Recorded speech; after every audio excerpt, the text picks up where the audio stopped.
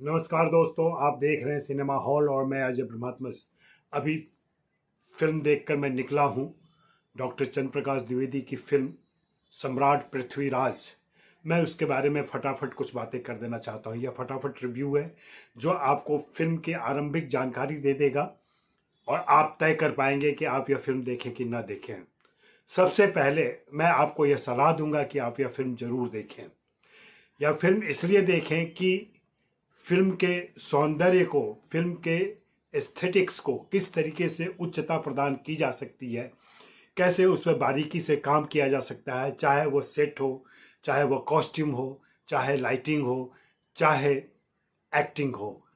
हर क्षेत्र में निर्देशक और लेखक की सूझबूझ काम कर रही है और इसके लिए उन्हें निर्माता आदित्य चोपड़ा की तरफ से पर्याप्त धन मिला है जिससे वे अपनी इन इच्छाओं को पूरा कर सके। इस फिल्म में जो विहंगमता है, जिस तरीके से व्यापक और वाइड एंगल शॉट लिए गए हैं, वह देखने लायक है। हर फ्रेम कार्य व्यापार से, सैकड़ों के समूह से और उनकी गतिविधियों से भरा हुआ है। मुझे याद आता है, बहुत पहले डॉक्टर द्विवेदी ने एक बार ये बात कही थी, शायद द लास्ट एम्पायर देख के उनके अंदर ये इच्छा जगी थी कि उन्होंने यह फिल्म कैसे शूट किया होगा जहाँ पे सैकड़ों की तादाद दिखाई पड़ती है और फिर भी फिल्म का फोकस नहीं बिगड़ता है। शायद वह अपनी यह इच्छा यहाँ पूरी कर रहे थे और इसमें उन्हें सफलता मिली है। यह फिल्म शुरू से आखिर तक अपने मेलोड्रामा, देश प्रेम, राष्ट्र प्रेम की बातों, नारी अधिकार, स्त्री अधिकार, उनके कर्तव्य, उनके धर्म, देश की रक्षा और दुश्मनों से मुकाबले की कहानी कहती हुई उस चरित्र की वीरता, उस चरित्र के शौर्य को हमारे सामने ले आती है, जो प्रतिकूल स्थितियों में उनसे मुकाबला करते हुए आगे बढ़ा और मौत के समय तक पूरी वीरता के साथ उसने मौत का आलिंगन किया, मृत्यु का आलिंगन किया।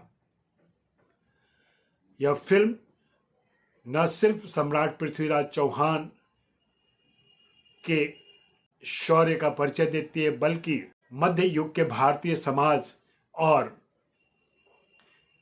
उसमें चल रहे संबंधों और उनके बीच की दांव पेच, छल कपट, इन सभी को भी पेश करती है। मुझे लगता है कि डॉक्टर द्विवेदी के सामने यह स्पष्ट था कि उन्हें क्या कहना है और यह कहने में वे सफल रहे हैं। उन्होंने अपने नायक को वह सारी जिम्मेदारी दी है जो वे इस फिल्म के जरिए पूरा करना चाहते थे और अक्षय कुमार ने पूरी कोशिश की है कि वे उनके मनोभाव, उनकी आकांक्षाओं को पर्दे पर चित्रित कर सके। इस फिल्म में ढेर सारे कलाकार हैं और कुछ सहयोगी कलाकार हैं, उन सभी को भी पर्याप्त स्पेस और संवाद मिले हैं। यह बहुत बारीक बात है जो अमूमन फिल्मों में खो जाता है और ऐसे जब कथानायक हों तो कहानी उनके इर्द गिर्द ही घूमती रह जाती है। यहाँ फिल्म की नायिका संयोगिता यानी कि मानुषी छिल्लर को भी पर्याप्त महत्व दिया गया है, उनको स्पेस दिया गया है। यहाँ तक कि जयचंद की पत्नी के तौर पर साक्षी तंवर को कुछ ऐसे प्रभावशाली संवाद दिए गए हैं जो असर छोड़ते हैं और उस जमाने में भी नारी स्वातंत्र की बातें करते हैं। यह फिल्म इन सारी नारी स्वातंत्र और अधिकारों की बात करने के बावजूद जब जौहर को भी दिखाती है तो थोड़ा सा कन्फ्यूजन जरूर होता है, लेकिन शायद वह उस समय की परंपरा थी और उस परंपरा को उन्होंने दिखाने की कोशिश की है। इस फिल्म का सबसे महत्वपूर्ण हिस्सा फिल्म का आखिरी 20 मिनट में है, जहां पर कन्फ्रंटेशन होता है मोहम्मद गोरी और पृथ्वीराज के बीच, जब पृथ्वीराज की आंखें निकाल ली गई हैं और उस एरेना में उनको छोड़ा गया है, जहाँ पे शेर आते हैं, जहाँ पे और दूसरे तरीके से उनको सताने की कोशिश की जाती है, और फिर हम वह दृश्य देखते हैं कैसे वे शब्द वेदी वाहन से मोहम्मद गोरी पर तीर चलाते हैं और उसे ख़त्म कर देते हैं।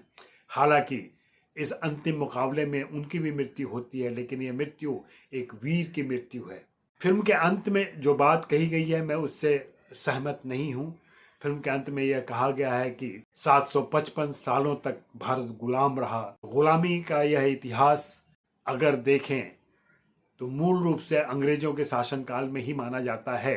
मुझे नहीं लगता कि मुगलों ने देश को गुलाम बनाया था। वे यहाँ के शासक जरूर बने थे, लेकिन वे इस देश में रच बस गए थे।